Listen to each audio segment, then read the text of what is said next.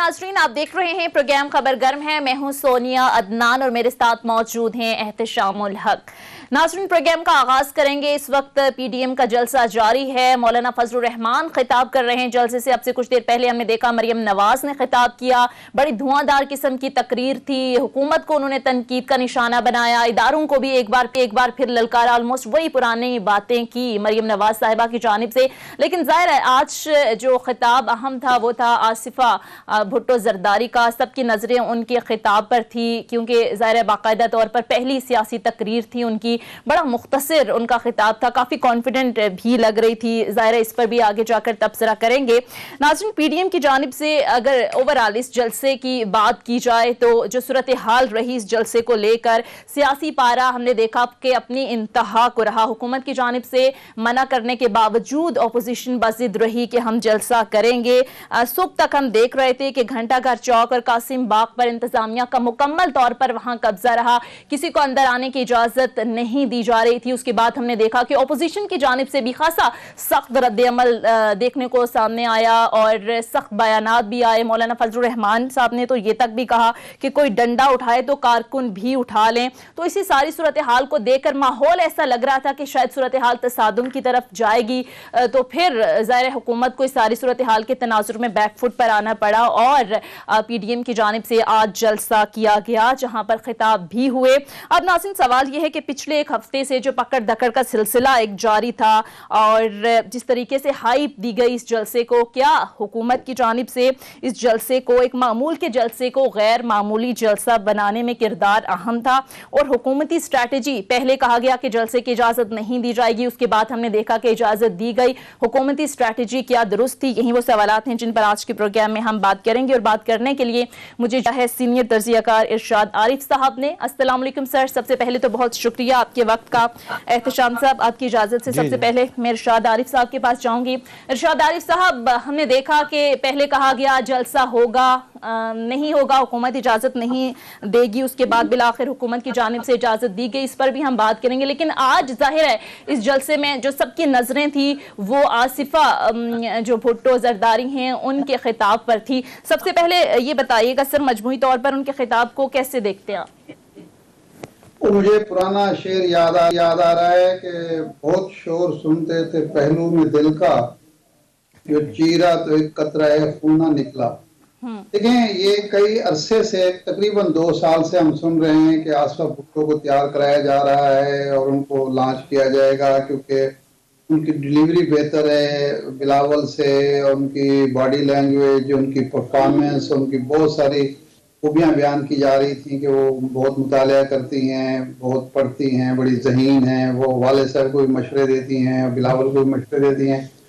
तो सही बात है कि मुझे तो कोई ऐसी बात नजर नहीं आई, लेकिन बड़े लोगों के बच्चे हैं, वो जुल्फ़िकार भुट्टो की नवासी हैं, बेनज़ीर की बेटी हैं, जरदारी साहब की बेटी हैं। तो कल को अगर उन्हें लीडर बनना है तो उसके लिए हमारे यहाँ ना तजर्बा काम आता है, ना इल्म काम आता है, ना जहानत काम आती है। हमारे यहाँ तो बाप दादा की विरासत काम आती है और सौदेबाजी की और चालबाजी की सलाहियत काम आती है और हमारी जो कमज़ोर रियासत है उसकी कमज़ोरी काम आती है और लीडर बन जाते हैं। तो लीडर बनने में तो उनके कोई रुकावट नहीं है क्योंकि जो पाकिस्तान में लीडर बनने के लिए जो कुछ दरकार है वो सब में हासिल है। लेकिन अगर ईमानदारी से तजिया किया जाए और उनकी परफॉर्मेंस देखी जाए, उनकी तकरीर देखी जाए, तो मुझे तो कोई ऐसी बात नजर नहीं आई जिसकी वजह से मैं कह सकूं वो बिलावल वाला ही मामला है। और बिलावल के साथ भी जो मसला हुआ है वो ये नहीं है कि वो बासलाहियत नहीं है, वो इनसे मुझे ज्यादा बेहतर लगा था पहली तकरीर में भी, लेकिन उसके साथ जो ज्यादती हुई, उन पर जो मलबा है, जो साया है जरदारी का, जब तक वो इस पर भी मौजूद रहेगा तो वो लीडर बनने में बहुत बड़ी रुकावट वो है। और दूसरा जो प्रॉब्लम है कि अपनी जाती जो इंसान, हर इंसान को अल्लाह ताला ने कुछ सलाहियतें अता की होती हैं, उसको बरूए कार लाने की बजाय कोशिश हो रही है कि बिलावल को बेनजीर और जुल्फ़िकार भुट्टो का मलबूआ बनाया जाए और इसको बेनजीर भुट्टो के तौर पर पेश किया जाए, बेनजीर भुट्टो बनाने की कोशिश की जाए। ऐसा मुमकिन नहीं होता। ये फिल्मों में तो हो सकता है और ड्रामों में चल जाता है, لیکن سیاست میں میرا خیال ہے یہ حقیقی بات زندگی میں مشکل ہے. ٹھیک ہے احتشام صاحب کا بھی کامنٹ لے لیتے ہیں. احتشام صاحب, آصفہ بھٹو زرداری ظاہرہ پہلی ان کی باقاعدہ سیاسی تقریر تھی, ویسے تو موروثی سیاست پر ہمیشہ سے یہ تنقید ہوتی رہی ہے, آپ کیسے دیکھتے ہیں؟ دیکھیں جس طرح شاہ صاحب بات کر رہے ہیں, اگر اوورآل سونیا بھٹو خاندان کی بات کی جائے, ان کی خواتین کی بات کی جائے, تو ڈیفینیٹلی مرحومہ بے نظیر بھٹو صاحبہ کے بعد توقعات لوگوں کی بہت تھیں کہ بختاور یا اور جس طرح فاطمہ ہیں, یہ اپنا آصفہ ہیں, ان کے بارے میں بہت زیادہ امیدیں تھیں. اور آپ کو یاد ہے کچھ عرصہ پہلے زرداری صاحب نے بھی کہا تھا کہ وقت آئے گا کہ دونوں بہنیں جو ہے نا وہ سیاست میں انٹری دیں گی. بختاور صاحبہ کی تو آپ نے دیکھا منگنی ہو گئی ہے, وہ اپنی خالہ کی طرح صنم بھٹو کی طرح لگتا ہے کہ وہ گھریلو زندگی گزاریں گی, وہ سائیڈ لائن ہو گئی ہیں. ابھی سوال بڑا اہم ہے, میں بھی بڑے شوق سے دیکھ رہا تھا کہ اپنا آصفہ کیا بات کریں گی. دیکھیں 2 تقریریں آج کی ہیں, تھوڑی سی اس کی بھی بات کر لی جائے. پہلے تو مریم صاحبہ کی تقریر, وہ تو واضح طور پر لگ رہا تھا عرفان صاحب مجھے اپنا شاہ صاحب کے عرفان صدیقی صاحب اور کیا نام ہے دوسرے پرویز رشید صاحب کی ساری کاوش تھی, جذبات ان کے مریم صاحبہ کے اپنے تھے. اب سوال یہ کہ اس سٹیج پہ آصفہ صاحبہ کو لانچ کرنا, ظاہر ہے بلاول بھٹو اگر بیمار نہ ہوتے تو ڈیفینیٹلی انہوں نے ہی آنا تھا. مجھے نہیں لگتا تھا کہ دور دور تک آصفہ نے آنا تھا. وہاں یہ مستقل تقریر کی ہے سوائے اس کے کہ ہم کہہ سکتے ہیں بھئی خوش آئند بات ہے, لڑکی ہے, ینگ ہے, اچھی ہے, آئی ہیں پہلی دفعہ بولی ہیں, ٹائم لگے گا. باقی میں ایگری کرتا ہوں شاہ صاحب سے کہ جس طریقے سے بلاول بھٹو صاحب کو گروم کیا گیا اور بڑی محنت کی گئی, اور بڑی حد تک ہم سمجھتے ہیں کہ وہ بولنے میں بہت کامیاب بھی ہو گئے, اچھا بولتے بھی ہیں, اور جس کو کہنا چاہیے سمجھداری اور سمجھ بوجھ کے ساتھ گفتگو کرتے ہیں. تو ان کا تو ابھی دیکھنا پڑے گا. لکھی ہوئی تقریر تھی, خیر لکھی تقریر تو مریم صاحبہ کی بھی تھی, اور اسی طریقے سے آپ دیکھ لیں کہ ان کی تقریر بھی, جی ہاں وہ بلاول تو اب آپ دیکھ لیں ایکسٹمپور تقریریں کرتے ہیں, وہ بڑی اچھی تقریریں کرتے ہیں. تو لہٰذا یہ کہہ دینا کہ جی کوئی سوائے اس کے کہ خوش آئند بات ہے, اچھی بات ہے, ابھی دیکھنا پڑے گا آگے چل کے کہ وہ اپنے آپ کو کس طرح گروم کرتی ہیں. اوورآل ویسے کہا جاتا ہے بھٹو فیملی میں اگر بے نظیر صاحبہ مرحومہ کے بعد اگر خاتون واقعتاً جو صلاحیت والی تھی تو وہ مرتضیٰ کی بیٹی جو ہے نا وہ فاطمہ بھٹو ہیں. وہ آج بھی دیکھیں وہ سیاست میں نہیں آئی, لیکن آپ ان کے انٹرویو دیکھیں CNN کو, اور لکھتی ہیں بہت اچھا, اور پڑھی لکھی ہیں, کتابیں بھی لکھ رہی ہیں وہ, تو ان کا تو مقابلہ نہیں ہو سکتا ان کے ساتھ. بیٹیاں تو میرا نہیں خیال زرداری صاحب کی کوئی اتنا زیادہ سیاست میں کوئی شوق رکھتی ہیں, یا بلاول بھٹو نے اب ڈیفینیٹلی والدہ تھیں, انہوں نے گروم کیا, اور بعد میں کچھ اور لوگ بھی ان کے ساتھ رہے, تو وہ ایک کامیاب آدمی ثابت ہو سکتے ہیں. لیکن بہرحال اب کمی تو انہوں نے پوری کرنے کی کوشش کی بلاول کی. ٹھیک ہے دیکھتے ہیں کہ آگے کیا ہوگا. ٹھیک ہے ارشاد عارف صاحب, میں آپ کی طرف آؤں گی. ہم نے دیکھا ملتان جلسے کے حوالے سے آپ کیا سمجھتے ہیں کہ حکومتی اسٹریٹجی کیا درست تھی؟ پہلے یہ کہا جاتا رہا کہ جلسہ نہیں ہونے دیا جائے گا, پھر مجبوراً اجازت دے دی گئی. اب سمجھتے ہیں کہ ایک معمول کے جلسے کو غیر معمولی جلسہ بنانے میں حکومت کا بھی اچھا خاصا کردار رہا ہے.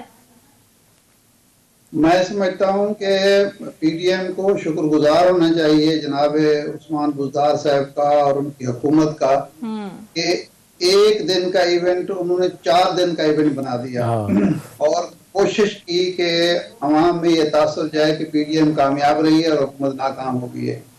دیکھیں پہلی بات تو یہ ہے کہ جب آپ نے ایشو کرونا کو بنایا تھا, جلسے کو روکنے کا جواز آپ نے کرونا کو پیش کیا تھا, اسی کی بیس پہ آپ گرفتاریاں کر رہے تھے, آپ پابندیاں لگا رہے تھے, اجازت نہیں دے رہے تھے, آپ نے ٹرینر کھڑے کر دیے, جلسہ گاہ سے سامان اٹھوا دیا. تو اس کے بعد پھر آپ کا فرض بنتا تھا, حکومت کا یہ فرض بنتا ہے کہ پھر اپنی رٹ قائم کر کے دکھائے. یہ عجیب مذاق تھا کہ آپ کارکنوں کو گرفتار کر رہے ہیں, لیڈر جو ہے وہ آرام سے چل پھر رہے ہیں. جب ماضی میں جب بھی کسی جلسے کو روکا گیا تو کارکنوں کے ذریعے نہیں روکا گیا, ہوتا یہ تھا کہ لیڈروں کو گھروں میں نظر بند کر دیا جاتا تھا, اور پھر کارکنوں کی جو کارکن پھر بھی پہنچنا چاہتے ان کو گرفتاری ہو جاتی تھی, پھر راستے بند کیے جاتے تھے. یہاں بالکل الٹا کام ہو رہا تھا.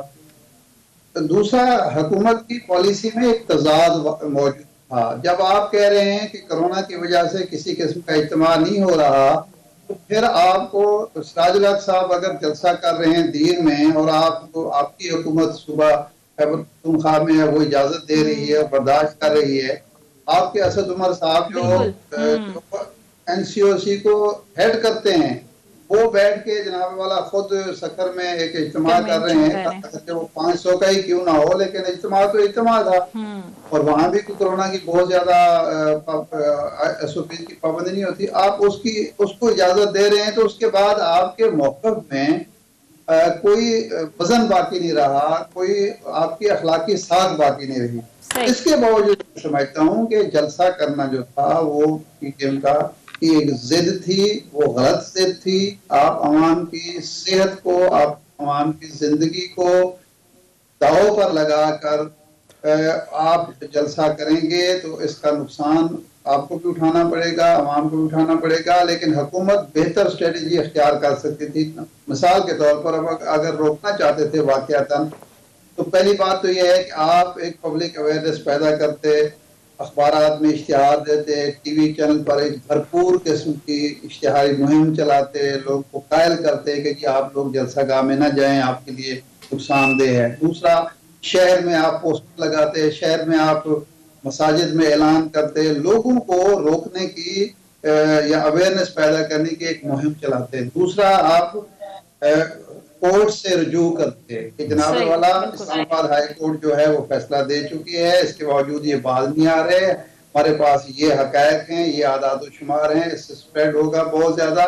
آپ ان کو روکے، عدالت سے آپ فیصلہ لے لیتے، اور پھر آخری چارہ کار کے طور پر جب آپ کے پاس عدالت کا فیصلہ ہوتا پھر بھی کوئی باز نہ آتا تو آپ لیڈران کو نظر بند گھروں میں کر دیتے. آپ نے کچھ بھی نہیں کیا. تو لگتا یوں ہے کہ عمران خان صاحب کہ جو بھی ارادے ہوں یا جو بھی عزائم ہوں، لیکن پنجاب میں ان کے جو کپتان ہیں یا ان کے جو مشیر ہیں، جو حکومت ہے، وہ ان کا ساتھ نہیں دے رہی. ایک غلط قسم کی اسٹریٹجی اختیار کی گئی جس کے نتیجے میں جلسہ بھی ہو گیا، اور جلسے سے زیادہ تاثر پیدا ہو گیا حکومت کی ناکامی کا اور PDM کی کامیابی کا، اور PDM کے جو مقامی لیڈرشپ ہے اس کی بہادری کا، اس کی جرات کا، اس کی دلیری کا، یہ زیادہ نقصان دہ ہے. ٹھیک ہے، آپ کہہ رہے ہیں کہ حکومت کی جو ناقص حکمت عملی میں کھل کر سامنے آ گئی. آپ کو کیا لگتا ہے احتشام صاحب، حکومت کو کیا کرنا چاہیے؟ دو چیزیں بڑی واضح طور پہ سامنے آئیں گے. تو شاہ صاحب نے ذکر کیا، آج میں دیکھ رہا تھا سید خورشید شاہ صاحب کا بھی بیان دیکھ رہا تھا، انہوں نے کہا کہ یہ حکومت کی نالائکی کی وجہ سے یہ 6 گھنٹے کا ایونٹ 6 دن میں تبدیل ہو گیا، 6 دن کا جلسہ ہو گیا. اور دوسری بات بڑی واضح طور پہ سامنے آئی کہ جب آپ پوزیشنل اسٹرینتھ سے سونیا بات کرتے ہیں اور آپ کے وہ کہتے ہیں نا، منہ ایک دفعہ الفاظ آپ منہ سے نکال دیں تو آپ کے ہاتھوں سے نکل جاتے ہیں. اب جس طریقے سے بار بار بتایا گیا کہ جی کسی صورت میں جلسہ نہیں ہونے دیا جائے گا، بھئی پھر آج کیوں ہونے دیا گیا؟ اگر آپ یہ کہتے ہی نا، آپ کو ضرورت ہی نہیں تھی کہنے کی، خاموشی بہترین حل تھا، پھر دیکھتے کہ وقت آنے پہ کیا ہو سکتا ہے، روک سکتے نہیں ہے. دوسری بات ہے کہ اسد عمر صاحب کی بات NCOCA کے ہیڈ کے طور پہ ابھی وہ جانا سکھر میں، کل بھی میں دیکھ رہا تھا انٹرویو سونیا، اس میں وہ کہہ رہے تھے کہ جی 300 بندے تھے. پھر سوال پوچھا گیا کہ جی آپ نے جو تصویریں کھنچوائی ہیں ارد گرد بالکل ساتھ آپ نے کھڑے ہیں، کوئی ماسک نہیں پہنا ہوا. انہوں نے کہا تصویر کھنچوانے کے لیے انہوں نے تھوڑی دیر کے لیے مجھے بھی زور دیا کہ اتار دیں، میں نے نہیں اتار. دیکھیں یہ پولیٹیکل مائلیج لینے والی بات ہے، یہ دوہرا معیار ہے. اور پھر یہ کہ حکومت کو لوگ دیکھتے ہیں کہ بھی حکومت لیڈ کرے گی اور اپنا جس کو کہتے ہیں اپنے قدم اٹھانے سے لیڈ کرے گی، بائی ایگزامپل لیڈ کرے گی، وہ نہیں کیا گیا. پھر دیر کی بات ہوتی ہے. پھر جس طریقے سے پرائم منسٹر گئے 2 ہفتے پہلے جب یہ سیکنڈ لہر آ چکی تھی، فیصل آباد گئے، پھر سوات کا جلسہ ہو گیا، پھر یہ ایک اور جلسہ تھا حافظ آباد والا، وہ ہوا. تو یہ ہونے نہیں چاہیے تھے. پھر بعد میں آپ کو خیال آیا کہ جی ہم غلط کر رہے ہیں، تو آپ نے کہا کہ جی ہم نہیں جلسے کریں گے. اس بات سے فائدہ اٹھایا. پھر ان کو یہ احساس ہوا کہ جی ہم شاید پیچھے نہ رہ جائیں، ہم جو تقریریں ہم نہیں کر پا رہے، سیاسی طور پہ میدان مار لیں گے وہ لوگ. بھئی اپوزیشن کے لوگ سیاسی طور پہ میدان مارتے بھی ہوتے ہیں. اور آج جو مریم صاحبہ نے تقریر کی ہے، انہوں نے جو آپ نے دیکھا کہ چھکے چلائے ہیں، کہ کیا کورونا صرف اپوزیشن کے جلسوں میں ہے. مریم صاحبہ کی تقریر پر بھی تفصیل سے بات کریں گے ناظرین، لیکن ایک بریک کے لیے کہا جا رہا ہے، مختصر بریک لیتے ہیں. Stay with us.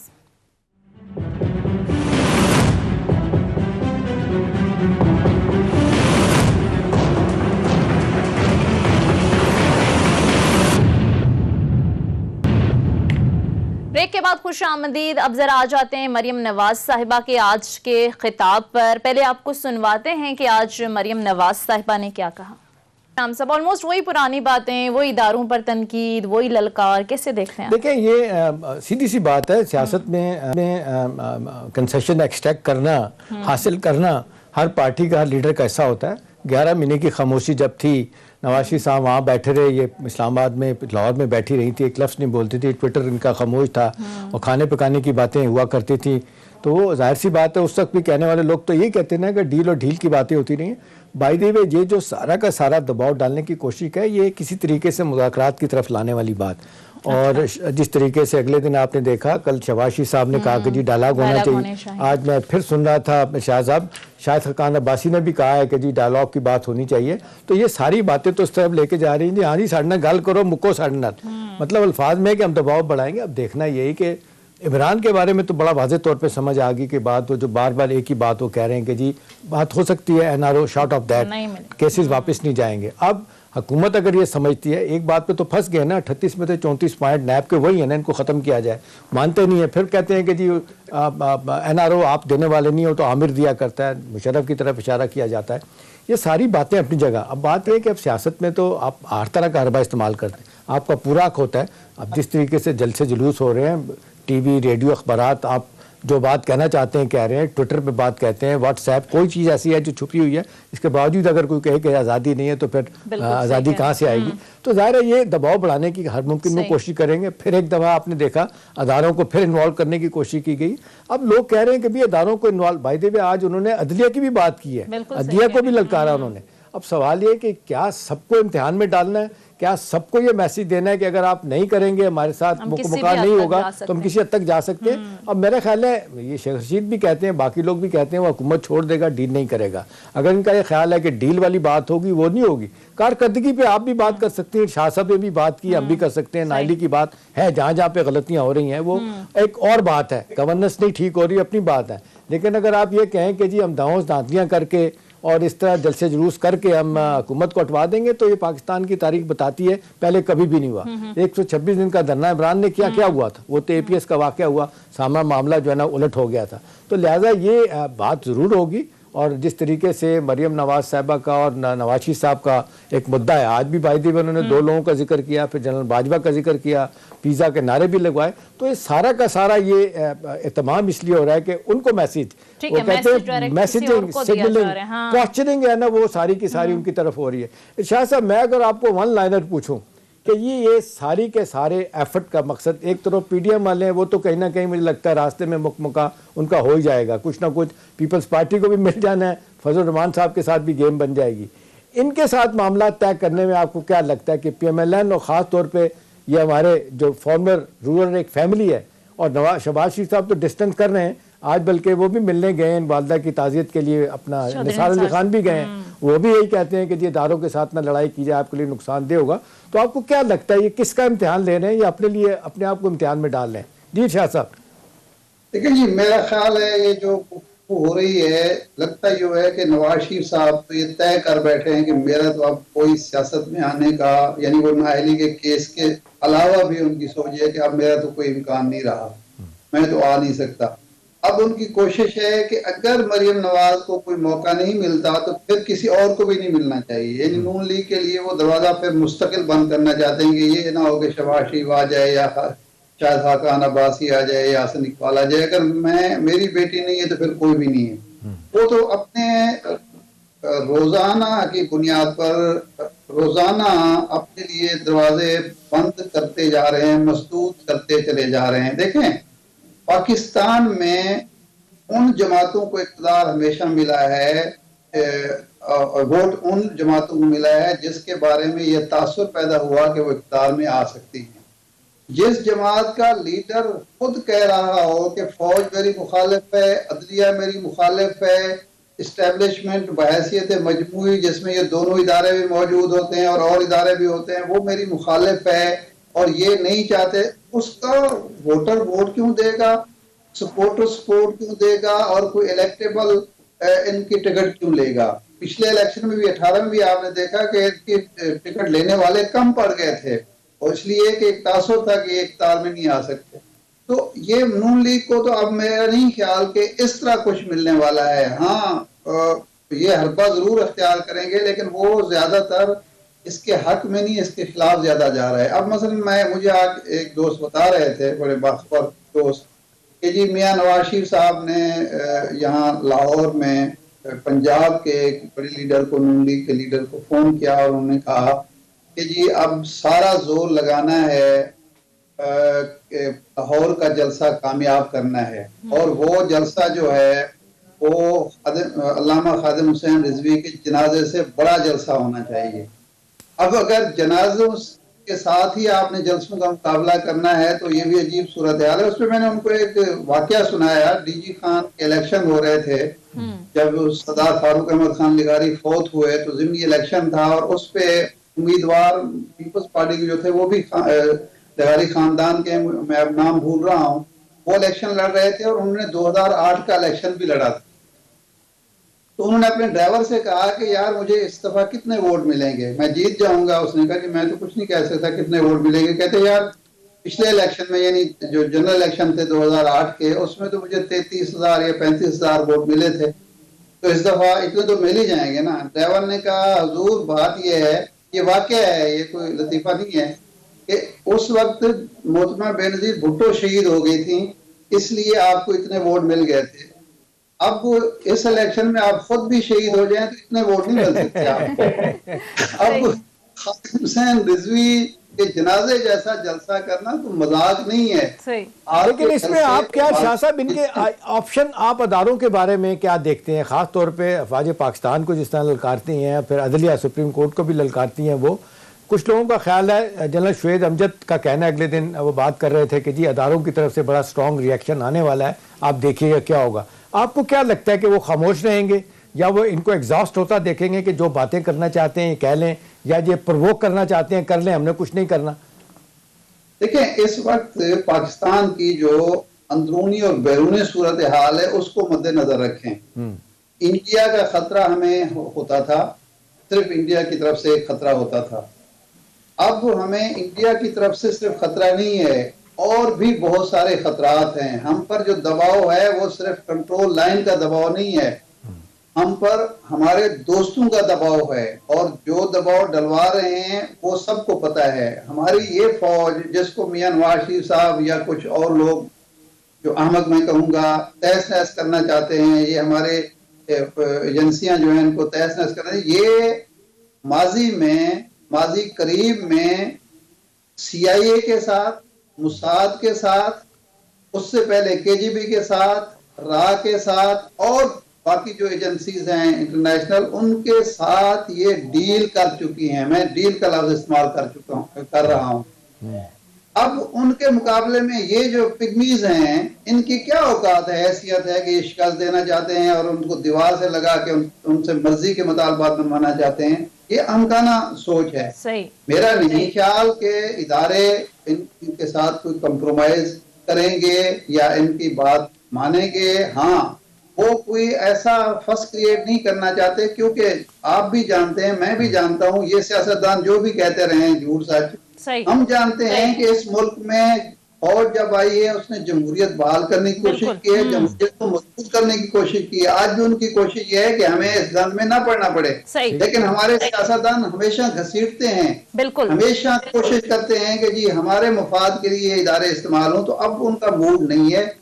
तो मेरा नहीं ख्याल कि इस तहरीक का, इस सारे एजिटेशन का, इन तकरीरों का, मरियम तो पिछले जलसे में कह चुकी हैं, शाह साहब पिछले जलसे में कह चुकी हैं कि हम आपसे बात करते हैं, इसको इमरान को हटाएं पहले। हाँ बिल्कुल बिल्कुल, यानी अगर वो एक मुंतखब हुकूमत को आपके कहने पर हटा दे तो वो तो जायज है। ठीक है इरशाद आरिफ साहब, मजीद भी इस पर बात करेंगे। एक मुख्तसर ब्रेक के लिए कहा जा रहा है, नाजरीन ब्रेक लेते हैं।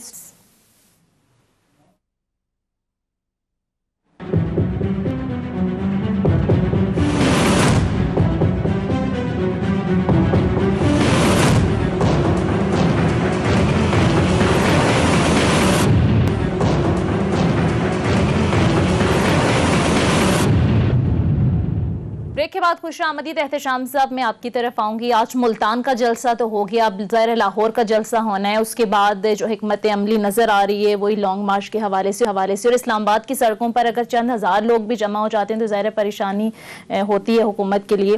तो आप समझते हैं कि लॉन्ग मार्च के लिए अगर अपोजिशन निकलती है तो हुकूमत की स्ट्रैटेजी क्या होनी चाहिए? रोकना तो ज़ाहिर मुश्किल हो जाएगा, आज के जलसे को से आपने अंदाज़ा लगा लिया, तो फिर हुकूमत कैसे काउंटर करेगी? देखिए, ये तो सेकेंड लहर जो आई हुई है جس کو ہم کہتے ہیں سپر اسپریڈر ایونٹ ہے جو کووڈ-19 ہے اور ساری دنیا میں ایک مصیبت بنی ہے. ہمارا بھی آپ دیکھ لیں 8,000 سے زیادہ لوگ دنیا سے جا چکے ہیں.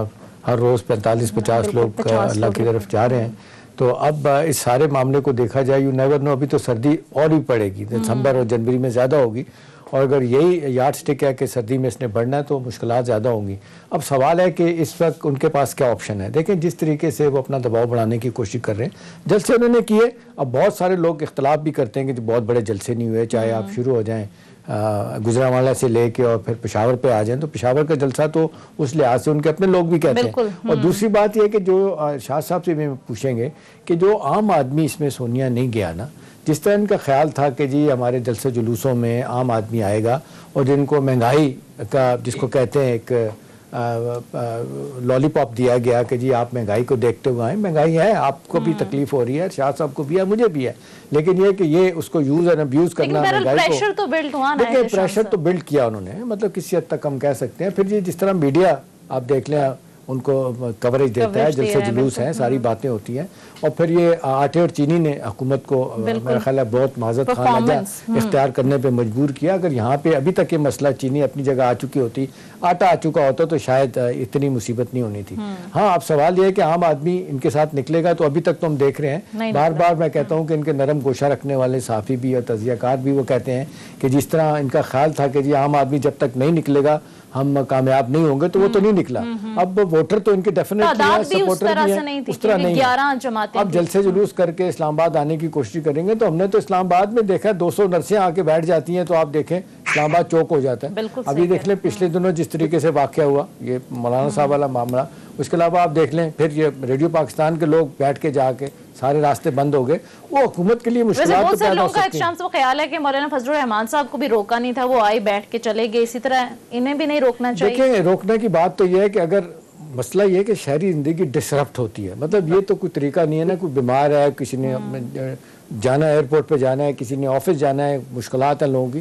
تو میں تو بار بار یہی بات مجھے سمجھ آتی ہے کہ یہ صرف اور صرف لوگوں کو تکلیفیں دے کے پھر آپ کیش کرائیں کہ جی حکومت مجبور ہو جائے گی. حکومت مجبور ہوتی ہے. اب لوگوں کو آپ دیکھ لیں, آپ نے ڈی چوک سے ہٹانے کے لیے کیا ہوتا ہے, اب دو طریقے رہ جاتے ہیں, یا حکومت مارے ان کو, مارے تو پھر لوگ سب ہم لوگ کہتے ہیں کہ جی کیوں مارا جا رہا ہے, غریب لوگوں کو مارا جا رہا ہے, پینشن کو مارا جا رہا ہے. اب ڈائلاگ والی بات جو ہے نا یہ ایک بہت بڑا بس ورڈ ہے. یہ میرا خیال ہے آپ ہی اس کا شاہ صاحب جواب دیں کہ کون سا نقطہ ہے, کہاں سے یہ بات چیت ہو سکتی ہے. ویسے تو کہتے ہیں سیاست میں کوئی چیز حتمی نہیں ہوتی, بات چیت بھی ہو سکتی ہے, کل کے دشمن آج کے دوست بھی ہو سکتے ہیں.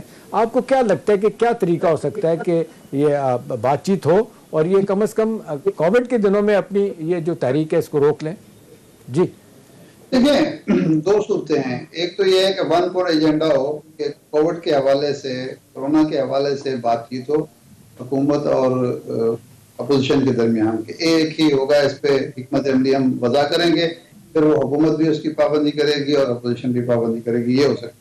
اگر اوور آل کرنے ہیں, مذاکرات کرنے ہیں, ڈائلاگ کرنا ہے, تو اس میں بھی ایک پوائنٹ رکھا جا سکتا ہے کہ یہ شرط رکھ دی جائے کہ جی یہ مقدمات جو چل رہے ہیں نیب میں, نیب کے مقدمات کو کوئی فریق نہ تو اپنے ذاتی اور سیاسی مقصد کے لیے استعمال کرے گا, نہ اس کو مذاکرات میں ڈسکس کیا جائے گا. وہ اپنے الگ سے چلتے رہیں گے. باقی ایشوز جو ہیں اس پر مذاکرات ہوں گے اور اس کی پابندی ہوگی. دیکھیں عمران خان کوئی نہیں کر رہے مذاکرات, اس کو ایک تلخ تجربہ بھی ہوا ہے. یہ صرف اتنی بات نہیں ہے کہ یہ چوری چکاری کا معاملہ ہے یا نیب کے مقدمات کا معاملہ ہے. اس پر دباؤ ڈالا گیا, اس سے کہا گیا کہ ماضی کی جو روایت ہے, اگر یہ بہت پرانی روایت نہیں ہے, یہ صرف نواز شریف صاحب اور زرداری کے دور میں شروع ہوئی تھی کہ جی پبلک اکاؤنٹ کمیٹی کا چیئرمین جو ہے وہ بنایا جائے اپوزیشن لیڈر کو. یہ روایت 2008 میں قائم کی گئی. اس سے پہلے پبلک اکاؤنٹ کمیٹی کا چیئرمین ہمیشہ سرکاری پارٹی کا ہوتا تھا اور اس کو سب اپوزیشن کے ارکان بھی اس میں شامل ہوتے تھے, کیونکہ اس نے دیکھنے ہی ماضی کے مقدمات ہونے ہیں. اگر ماضی کی حکومت معذور ہوئی اور اسی کو آپ سربراہ بنا دیں گے تو وہ تو کوئی مقدمات نہیں کھلنے دے گا. تو اس کا تو مقصد پبلک اکاؤنٹ کمیٹی کا ایک مقصد ہے, بے مقصد ایسی کمیٹی نہیں ہے. وہ دیکھنا ہوتا ہے کہ 5 سال میں جو حکومت آئی ہے اس نے پبلک اکاؤنٹس کے ساتھ جو پبلک ریونیو ہے जो पब्लिक फंड्स हैं उनके साथ क्या सलूक किया है उसी का जायजा लेना होता है। सही। तो इमरान खान से कहा गया कि जी मियां शहबाजी साहब लीडर हैं अपोजिशन के, उनको बनाएं। वो नहीं मान रहे थे, वो कहते कि भाई मुकदमा रजिस्ट किया शुरू में बहुत उन्होंने जी, मैं उसको बनाऊं। अच्छा, उस पर इतना दबाव डाला गया कि बिल आखिर वो मान गए और स्पीकर असद कैसर साहब ने ये वाकया सुनाया कि मैं इमरान खान के पास गया, मैंने कहा जी शाहिद खाकान अब्बासी ने, आसन इकबाल ने, ख्वाजा आसिफ ने, या सादिक साहब ने और ये साहबान सारे जो थे और भी होंगे, इन सब ने ये, और उधर से खुर्शीद शाह साहब ने और नवीद कमर ने और जो पीपल पार्टी के दूसरे लीडर थे, उन सब ने यकीन दहानी कराई है कि आप इनको लीडर वो पब्लिक कमेटी का चेयरमैन बना दें। हाउस के अंदर हंगामा आराई नहीं होगी, हाउस का बिजनेस जो है आसान तरीके से चलेगा और हाउस के मामला ठीक हो जाएंगे। कहते जी इमरान खान ने कहा देखो सब कैसा होगा नहीं ऐसा, लेकिन तुम कह रहे हो, तुम यकीन दहानी कराएंगे, मैं मान लेता हूँ। कुरैशी ने भी जोर दिया था बना दें जी, सही कह रहे हैं आप। सही, अपनी अपोजिशन की जो पार्टी के लोग थे, अपनी पार्टी के थे ना, महमूद भी थे। सही है। इरशाद आरिफ साहब, माजरत के साथ प्रोग्राम का वक्त खत्म हो गया है। बहुत बहुत शुक्रिया का एहतशाम साहब, आपका भी बहुत शुक्रिया। नाज़रीन, ये था हमारा आज का प्रोग्राम के हवाले से फीडबैक जरूर दीजिएगा अगले प्रोग्राम।